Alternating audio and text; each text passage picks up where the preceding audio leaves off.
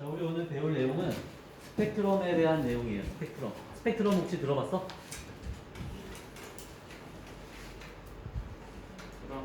왜 갑자기 일반 말이 없어졌어? 왜? 대답 잘하더니. 스펙트럼 들어봤어요? 네. 어디서 들어봤어? 뭐 할 때? 시간. 과학 시간에 뭐 할 때? 원소, 불꽃, 그렇지. 불꽃 반응 실험할 때 보통 스펙트럼 분석이라는 얘기 많이 씁니다. 여러분들은 오늘 스펙트럼이 뭔지, 그리고 왜 그러한 색깔들이 나타나게 되는지 거기에 대한 얘기를 하게 될 거야.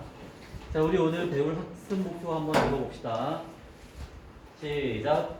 우주초기에 만들어진 수소와 현재 우주의 구성 원소라는 것을 설명할 수 있다. 우주의 구성 원소들이 우주 초기부터의 진화 과정을 거쳐 만들어졌다는 것을 빛을 활용하여 추론할 수 있다.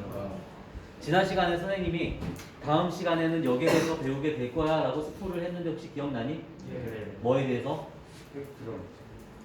나 지난 시간에 스펙트럼 한마디도 안 했는데? 삼각형 뭐였더라? 지난 시간에 스펙트럼이라는 단어 한 번도 얘기 안 했는데 나는. 자, 우리 지난 시간에 뭘 했냐면 빅뱅의 증거에 대해서 얘기를 했죠. 빅뱅의 첫 번째 증거가 뭐였어? 우주 배경 복사. 그렇지. 두 번째는 질량. 수소와 헬륨의 질량비.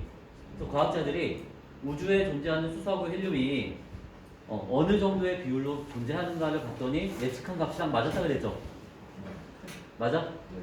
근데 우주에 존재하는 다른 별에 있는 원소들을 도대체 어떻게 알아냈느냐, 그리고 그 원소가 얼마나 있는지 어떻게 알아냈느냐, 거기에 대한 얘기를 다음 시간에 해주겠다 그랬었는데 기억나니?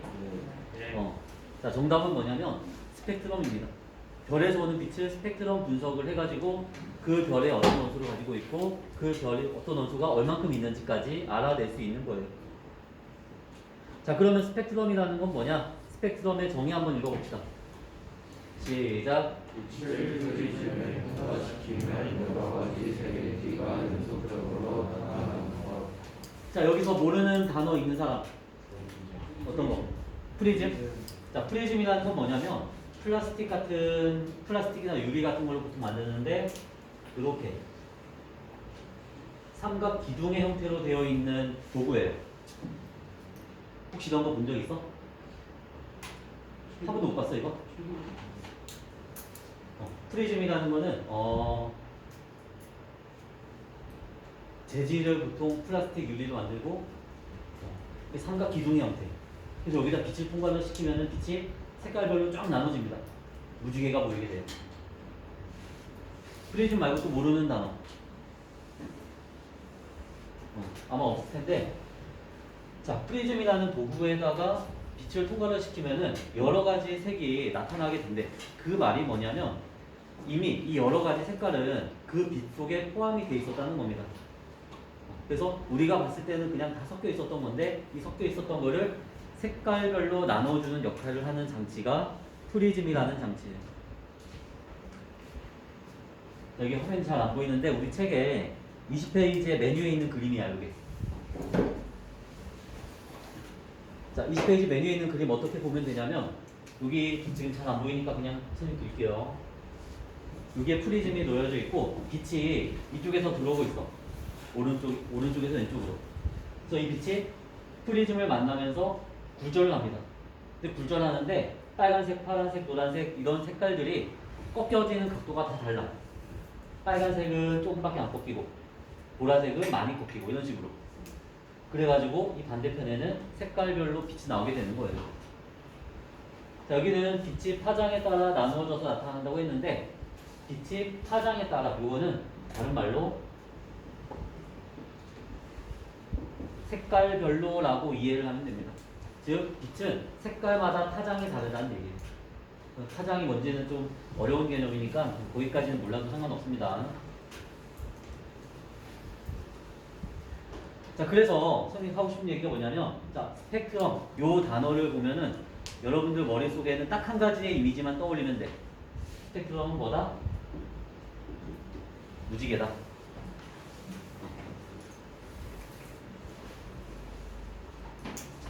무지개 본 적 있지? 무지개는 왜 나타나냐면 빛이 물방울을 통과하면서 색깔별로 이제 나눠지는 거예요. 얘처럼 빨간색이랑 보라색이랑 꺾여지는 각도가 다르거든요. 굴절되는 각도가. 그래서 원래는 섞여있던 빛인데 물방울을 통과하면서 빛이 색깔별로 나타나는 거. 얘도 마찬가지로 빛이 원래 섞여있었는데 프리즘이라는 도구를 만나면서 색깔별로 나눠지는 이유. 그래서 여러분도 앞으로 스펙트럼 하면 뭐 떠올려라? 무지개 떠올려라. 자, 스펙트럼의 종류에 대해서 나오는데 일단 한번 쭉 보고서 선생님 설명할게요. 자, 첫 번째 연속 스펙트럼. 무슨 스펙트럼? 연속 스펙트럼. 자, 스펙트럼 하면 뭐 떠올려? 무지개. 근데 무지개가 어떻게 나타나? 연속으로. 자, 무지개 보통 무슨 색깔, 몇 가지 색깔이라 그러나? 7가지 색깔 뭐야?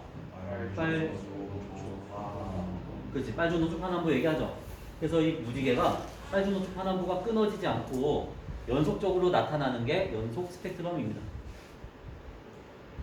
연속 스펙트럼의 반대말이 뭐냐면 선 스펙트럼이라 불러요. 이거는 좀 어려운 개념인데 고온의 특정 원소가 방출하는 빛을 관찰할 때 나타나는 몇 가지 색의 띠만 나타나는 스펙트럼이다. 이거는 다시 한번 내가 자세하게 설명을 해주도록 할게. 자, 그리고 세 번째 흡수 스펙트럼. 별에서 방출된 빛이 대기를 통과하면 대기를 구성하는 원소가 특정 파장의 빛을 흡수한대.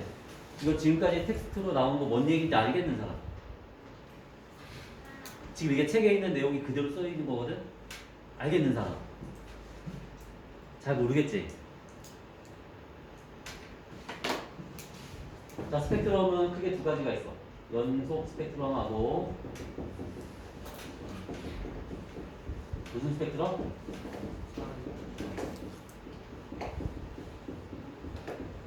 선 스펙트럼. 우리 히터 끄면 안 될까? 너무 더운데?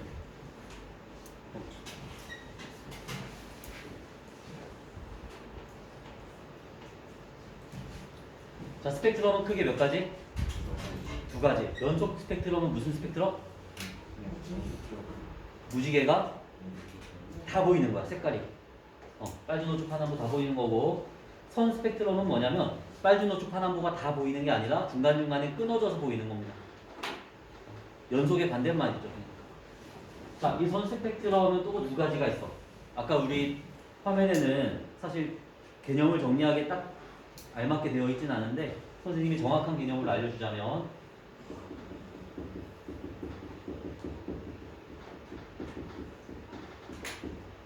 흡수 스펙트럼이 있고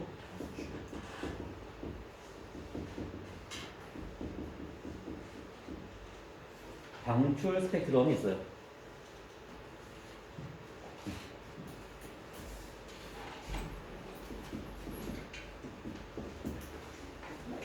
자, 태양빛을 프리즘에다 통과를 시킵니다.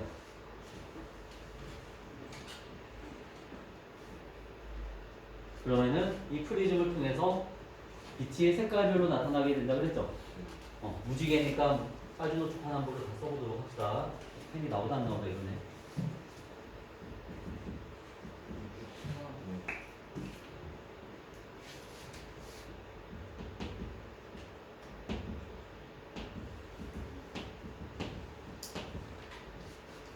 자, 모든 색깔의 빛이 이 태양빛에는 섞여 있었던 거야. 섞여 있었는데 우리 눈은 이걸 구분할 능력이 있다 없다? 없어. 없는데 요 프리즘을 통해서 보면은 이제 어떤 색깔이 섞여 있는지를 알 수 있겠죠. 자, 요게 무슨 스펙트럼? 연속 스펙트럼. 자, 근데 태양에서 요 프리즘, 우리가 지금 지구에 있으니까 지구라고 합시다. 태양에서 지구까지 빛이 들어오는데 요 사이에 어떤 미지의 물질 X가 있어. 보통은 이제 기체라고 표현을 합니다. 빛이 어떤 기체를 통과해서 오는 거야. 근데 이 기체는 에너지가 지금 낮아져 있는 상태예요. 에너지가 낮아져 있는 상태면은 에너지를 흡수를 잘하겠지. 그래서 얘는 빛 에너지를 일부 흡수합니다. 근데 문제는 뭐냐면 얘가 흡수할 수 있는 에너지는 정해져 있어. 원자들마다 달라. 그래서 이 미지의 원소 X는 어떤 색깔에 해당하는 빛 에너지를 흡수할 수 있냐면 노란색이랑 파란색을 흡수할 수 있다고 해봅시다. 그러면 태양에서 오는 빛을 빨주노초 파남보가 다 섞여 있었죠. 근데 이 X를 통과하면서 노란색이랑 파란색을 얘가 흡수해버려. 노란색이랑 파란색. 그럼 얘를 통과하는 색깔은 무슨 색깔이겠어? 빨주, 초, 남보 이렇게 되겠죠. 자, 그럼 여기 이 자리는 어떻게 보이냐면 그냥 까맣게 보이는 거야. 왜냐? 지구에서 다시 요 프리즘을 통과해서 나왔을 때 노란색이랑 파란색은 아예 없었기 때문에. 그러면 무지개 띠 속에서 노란색과 파란색에 해당하는 자리가 까맣게 선이 그려지겠지. 그래서 얘를 선 스펙트럼이라고 그러고, 선 스펙트럼 중에서도 무슨 스펙트럼이라고 하냐면 누군가가 흡수했기 때문에 까만 선이 나타난 거죠. 그래서 흡수 스펙트럼이라고 하는 겁니다. 이해되니? 자, 이번에는 이 미지의 원소 X가 빛 에너지를 이미 흡수한 상태야. 흡수해서 에너지가 높아진 상태. 에너지가 높아져 있으면은 얘는 에너지를 방출하겠지. 자, 방출할 때도 마찬가지로 자기가 흡수한 에너지만 방출할 수 있어요. 그럼 얘는 무슨 색깔 방출해? 노란색, 파란색만 방출하겠죠. 그럼 얘가 방출하는 빛을 프레이즘에 통과시키면 어떻게 보일까? 노란색하고 파란색 위치에만 색깔이 보이게 될 겁니다. 자, 얘는 누군가가 방출해서 나타나는 모양이니까 무슨 스펙트럼? 방출 스펙트럼이라고 한다 이거야. 자, 그리고 중요한 거. 이 원소가 어떤 색깔을 흡수하냐는 원소들마다 달라요. 원소들마다 자기가 흡수하고 방출할 수 있는 색깔이 정해져 있어. 그렇기 때문에 이걸 분석을 해보면 저 별이 어떤 원소를 가지는지 알겠죠. 그러니까 지구에서 수소가 방출하는 빛을 봐. 그리고 저 별을 봤더니 수소가 방출하는 거랑 똑같아. 그럼 저 별은 수소가 있다 없다? 있다라고 판단할 수 있다는 겁니다.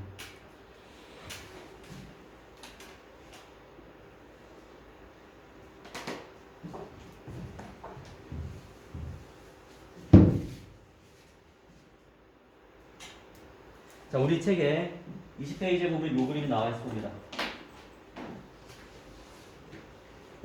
어떤 별에서 오는 빛을 그대로 프리즘에 통과시키면 무슨 스펙트럼이 보인다? 연속 스펙트럼이 보인다. 인서야, 휴대폰 집어넣었으면 좋겠는데. 어? 오늘 시간 몇 분 동안 보고 있어. 자, 어떤 별에서 오는 빛을 프리즘에 통과시키면 얘는 빨주노초 파남보의 모든 색깔을 가지고 있었기 때문에 연속 스펙트럼이 나타나게 됩니다. 근데 어떤 별이 빛이 이렇게 진행하면서 저온의 기체를 통과해. 저온이라는 건 에너지가 높은 상태야, 낮은 상태야? 낮은 상태니까 에너지를 흡수하려고 하겠어, 방출하려고 하겠어? 흡수하려고 하겠죠. 그래서 이 기체가 특정 파장의 빛을 흡수한다. 자, 특정 파장, 다른 말로 특정 색깔이라고 생각하면 되죠. 빛은 파장에 따라 색깔이 달라지기 때문에 특정 색깔의 빛을 흡수하게 되면은 그 흡수한 빛은 요 프리즘을 통과해 못해. 흡수됐기 때문에 여기 지나가지 못하지. 그래서 흡수된 빛이 프리즘에 나오지 않아서 까만 색깔 선으로 나타나게 된다는 얘기죠. 그러니까 여기 흡수 스펙트럼의 까만색 선은 얘가 흡수한 에너지다라고 생각을 하면 된다는 겁니다. 자, 이번에는 이 저온의 기체가 에너지를 흡수해가지고 고온의 기체가 됐어. 고온이라는 건 에너지가 높은 상태, 낮은 상태? 높은 상태. 그러면 에너지 흡수해, 방출해? 방출하겠죠. 그래서 얘가 방출하는 빛을 보니까 자기가 흡수한 에너지들만 방출하더라. 그래서 이렇게 나타나는 게 무슨 스펙트럼? 방출 스펙트럼이라고 한다는 겁니다. 그래서 흡수 스펙트럼, 방출 스펙트럼을 조사하면은 어떤 원소가 있는지 알 수가 있고, 그 다음에 이 선의 두께라든가 이 선이 얼마나 진하게 나타나는가를 가지고 그 원소의 양까지도 알 수가 있습니다. 그래서 과학자들이 멀리 있는 별들이 수소가 얼마큼 있고 헬륨이 얼마큼 있는지 알 수 있었던 방법은 스펙트럼을 분석해서 알 수 있었다는 얘기입니다.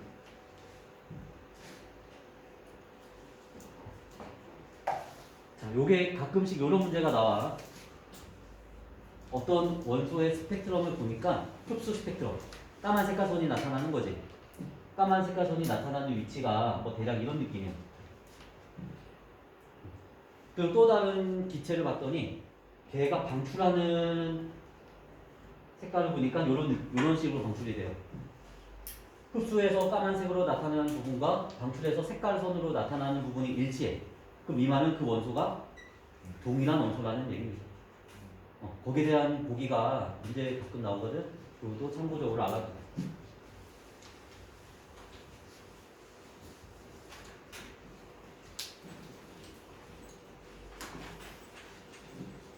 자, 원소마다 스펙트럼에 나타나는 선의 위치와 굵기가 모두 다릅니다. 여러분들 중학교 때는 불꽃 반응 실험이라고 배웠지? 나트륨을 불꽃 반응하면 무슨 색깔? 노란색. 칼륨은?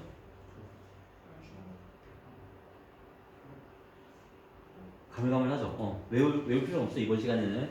뭐 칼륨은 보라색, 칼슘은 주황색, 뭐 스티론튬은 빨간색, 이런 식으로 배웠을 텐데, 걔네가 특정 색깔을 나타낼 수 있었던 이유가 뭐냐면, 그 원소들이 방출하는 빛이 노란색이 많으면 노란색으로 보이는 거고, 빨간색이 많으면 빨간색으로 보이는 겁니다. 원자의 종류가 다르기 때문에 스펙트럼이 다르게 나타났다는 거예요.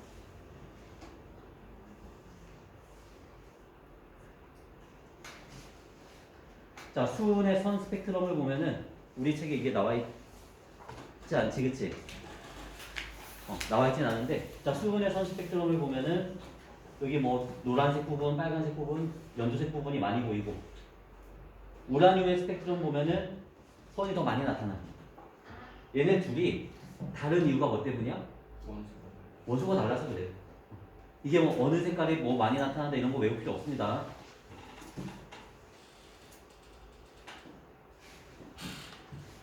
물질의 스펙트럼을 관찰하면 그 물질을 구성하는 원소의 종류를 알 수 있다. 이게 이번 시간의 핵심 내용이에요. 그래서 전체 스펙트럼을 분석하면 우주를 구성하고 있는 원소를 알아낼 수 있고, 이 방법을 토대로 우주에 존재하는 수소와 헬륨의 질량비가 몇 대 몇이다? 3대 1이다 라는 걸 과학자들이 찾아낸 거죠. 자, 탐구활동은 넘어가도록 하겠습니다. 이게 학교에 방전관이 있는지 찾아봤는데 우리 학교에는 방전관이 없어서 직접 보여주지는 못하게 됐어요.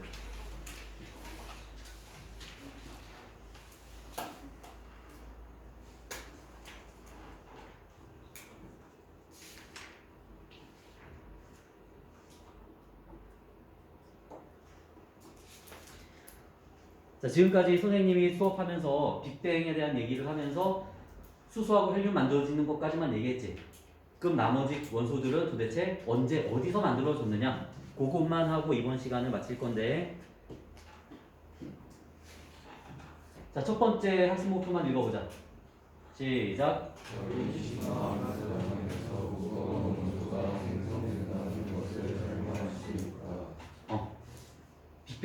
빅뱅이 이루어지면서 우주에서는 수소 헬륨을 만들었고, 나머지 원소들은 별이 진화하는 과정에서 만들어졌대요. 근데 이거 조심해야 돼. 진화라는 단어가 여러분들이 받아들이기에 항상 뭐 더 나아지는 방향으로만 진화라고 생각을 하는데, 그건 아닙니다. 여기 있는 진화는 그냥 여러분들 이렇게 생각하세요. 별의 일생, 별의 탄생과 죽음, 그 과정에서 만들어진다라고 생각하면 되겠습니다. 자, 이거는 넘어가고. 그러면 별은 어떠한 과정을 거쳐서 만들어지느냐? 우리 교과서 22페이지에 보면은 여기 앞에 있는 그림이랑 똑같은 그림이 나와 있어요. 맨 밑에. 자, 맨 왼쪽에 뭐라고 써 있어? 성간 물질이 한 곳에 모이기 시작한대. 교과서 22페이지입니다. 자, 성간 물질이라는 게 뭐냐? 성은 뭘까? 성. 별이지, 그치? 간은? 맞아, 사이가 아니야. 그래서 별과 별 사이에 있는 물질을 성간 물질이라 그래요. 자, 별과 별 사이에 수많은 물질들이 이렇게 있는데 걔들이 중력 때문에 서로 이제 모이다 보면은 물질이 더 많아지겠죠. 점점 더 끌어들여서. 자, 두 번째 거 읽어봅시다.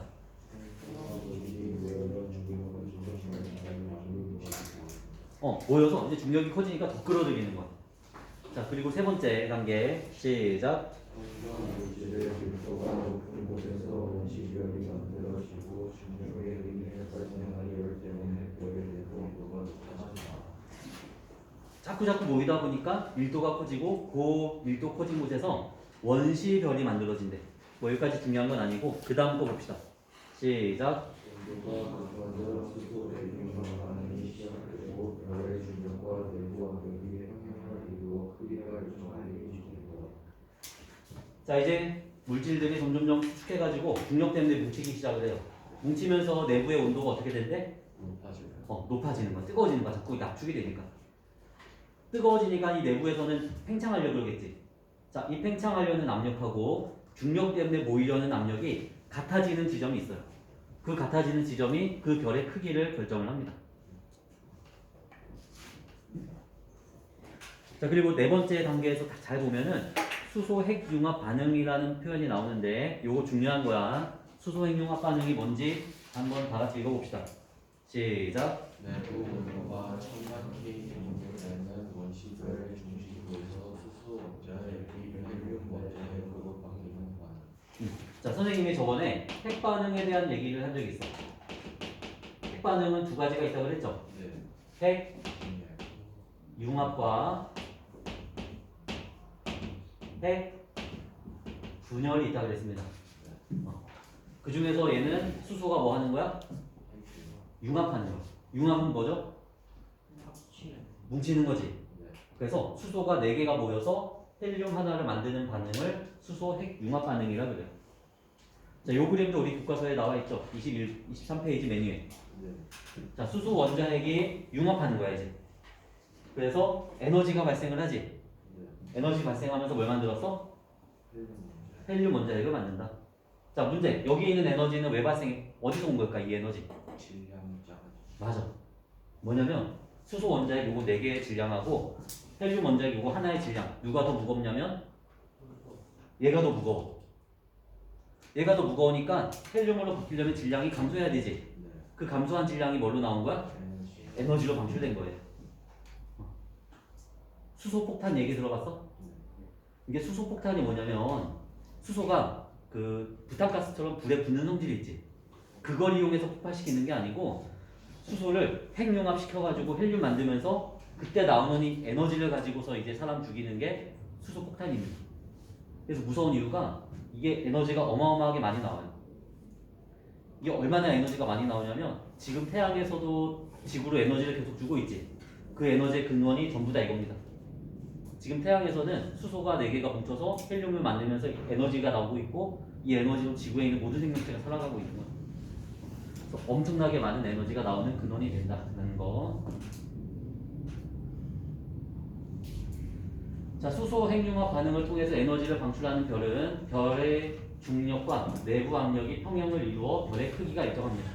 그래서 그러니까 안으로 수축하려는 그 압력이랑 바깥으로 팽창하려는 압력이 같아지는 지점에서 별의 크기가 완성이 된다.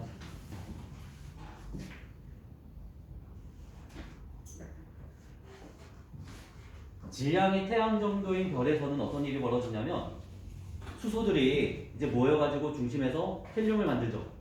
근데 얘가 만약에 질량이 더 크면은 헬륨보다 더 무거운 원소인 탄소를 만듭니다. 탄소는 원자번호 몇 번이야? 6번이야, 6번.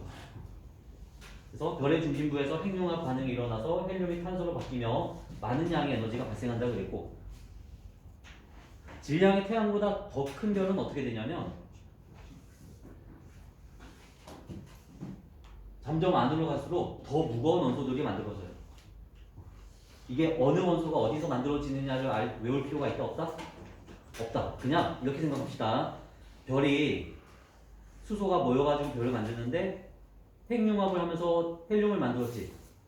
그리고 질량이 더 큰 별은 헬륨도 핵융합을 해서 탄소를 만들고, 더 큰 별들은 걔들이 탄소, 질소 만들고 산소 만들고 규소 만들고 결국 최종적으로 뭐까지 만들 수 있냐면 철까지 만들 수 있다, 이렇게 이해하면 됩니다. 자, 교과서 뒤로 몇 페이지 넘기면 원소 주기율표가 나오는데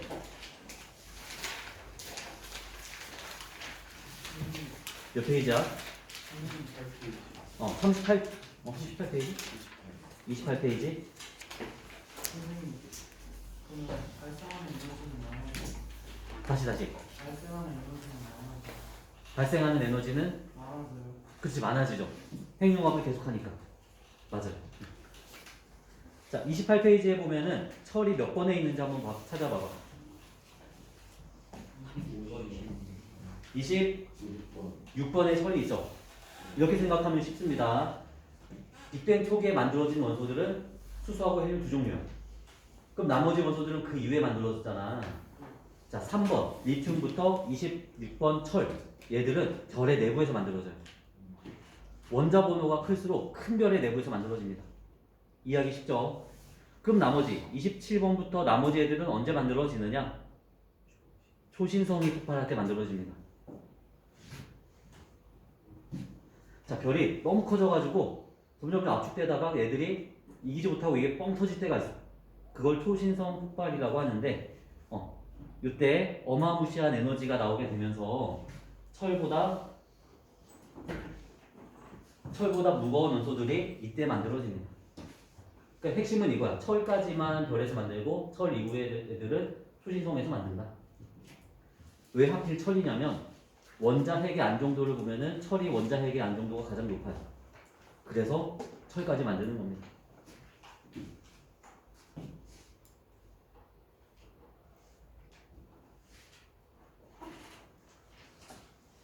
자, 정리합시다. 별은 초신성 폭발로 별의 내부에서 만들어진 무거운 원소를 우주 공간으로 방출하는데, 만약 별의 내부에서 만들어진 무거운 원소가 우주 공간으로 방출되지 않는다면 현재 우주의 모습은 어떻게 다를까?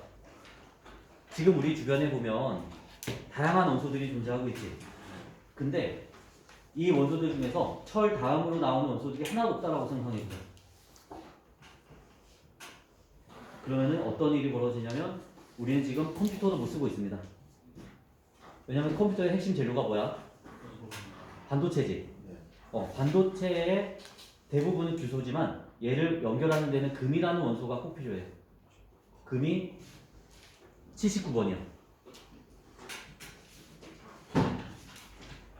이런 원소들이 안 만들어졌다는 거야.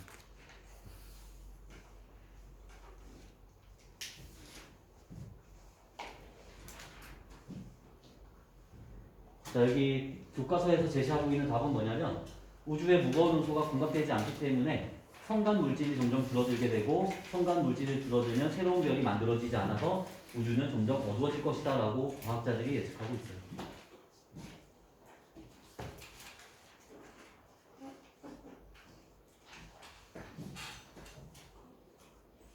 초신성이 폭발할 때 우주 공간으로 퍼져나간 원소들이 뭉쳐서 성운이 형성이 되고 이 성운에서 태양계가 만들어집니다. 그러니까 우리 살고 있는 태양계는 어쩌면은 빅뱅 발생하고 나서 수소랑 이런 것들이 퍼졌잖아. 이런 것들이 뭉쳐져서 바로 태양과 지구를 만든 것이 아니라 얘들이 뭉쳐져서 별을 하나 만든 다음에 초신성 폭발을 거친 다음에 다시 만들어진 게 우리 태양계일 겁니다. 왜냐면은 초신성 폭발이 없으면 철보다 무거운 원소가 여기에 존재하면 안 되는 거죠. 혹시 지구형 행성, 목성형 행성 들어봤어? 네. 지구형 행성은 뭐 있어? 수금지와. 목성형 행성은 목토천해. 자, 보면은 태양에 가까운 애들이 지구형 행성이고 태양에 멀리 있는 애들이 목성형 행성이야, 그치? 그 이유가 뭐냐면 얘들은 무거운 애들로 되어 있죠. 자, 태양이 만들어질 당시에 얘가 중력이 크다 보니까 무거운 애들이 더 많이 끌려온 거예요. 그래서 태양 주변에는 무거운 원소들이 많이 모여서 암석형 행성, 지구형 행성이 만들어진 거고, 비교적 가벼운 애들, 수소하고 헬륨 애들은 중력에 덜 끌려오기 때문에 더 멀리에서 목성형 행성을 만들었다라고 과학자들이 추측을 하고 있어요.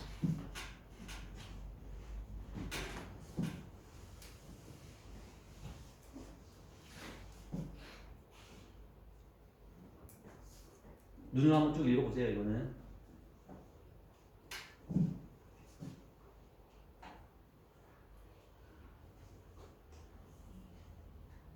뭐 어려운 내용 없지 여기는?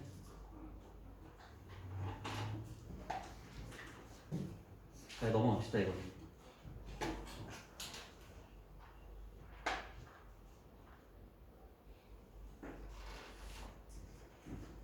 자, 이번 시간에 지금 두 가지 개념을 얘기했는데 마지막으로 정리를 해주자면, 자, 별이 어떤 원소를 얼만큼 가지고 있었는지 알아냈던 방법이 뭐였어? 스펙트럼 분석이었어요. 자, 자, 스펙트럼 두 가지 있다 그랬지? 무슨 스펙트럼? 연속 스펙트럼과 선 스펙트럼이 있다. 자, 그리고 선 스펙트럼이 또 다시 두 가지. 흡수 스펙트럼과 방출 스펙트럼이 있다. 그래서 뭘 알아두면 되냐면 얘들이 어떻게 생겼는지. 연속 스펙트럼은 그냥 빨주노초 파남보 무지개가 다 보이는 거고, 흡수 스펙트럼은 빨주노초 파남보 안에 그렇지 까만색 선이 들어가 있으면 흡수 스펙트럼이야. 그 부분을 흡수했다는 거고, 방출 스펙트럼은 까만 배경에 색깔선. 그렇죠. 자, 요거 첫 번째 얘기였고, 두 번째는 뭐냐면 별의 진화 과정에서 새로운 원소들이 만들어지는데, 자, 별의 내부에서 만들어지는 원소는 어디까지? 철까지. 여러분들 20번까지 외우라고 했지? 그 20번까지 중에서 철까지만 좀만 더 알아두면 되는데, 보통 지문이나 이런 데서 21번부터 철 사이에 있는 원소들에 대한 얘기는 별로 안 나와.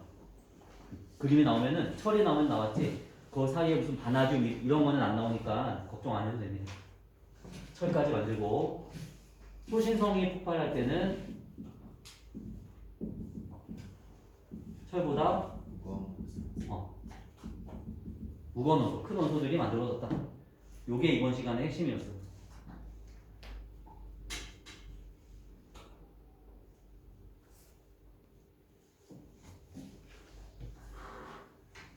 선생님이 전공이 물리다 보니까 지금 여기 별의 진화 이쪽 부분은 지구과학에 가깝거든. 그래서 이쪽 부분 내가 빠삭하게 알지는 못해 사실. 그럼 시험 나올 때도 빠삭하게는 안 된다는 거지. 요거 지금 정리한 내용 정도로만 알고 있어도 큰 무리 없을 겁니다. 이거는. 알겠죠? 혹시 오늘 배운 내용 중에 잘 이해 안 되거나 했던 내용 있나요? 하나 더 추가, 플러스. 중요한 거 안 했네. 자, 별의 내부에서 헬륨보다 더 큰 원소들, 헬륨보다 크면서 철까지 만들어지는데, 얘들을 만드는 과정을 보면은 수소, 핵, 융합 과정을 통해서 만들었고, 핵 융합 과정에서는 에너지가 흡수야 방출이야? 방출된다고 했죠. 이 에너지는 어디서 온 거다? 그렇지, 질량계수. 어려운 말씀이에요. 잃어버린 질량만큼 에너지가 방출된 것이다 라고 생각을 하면 됩니다.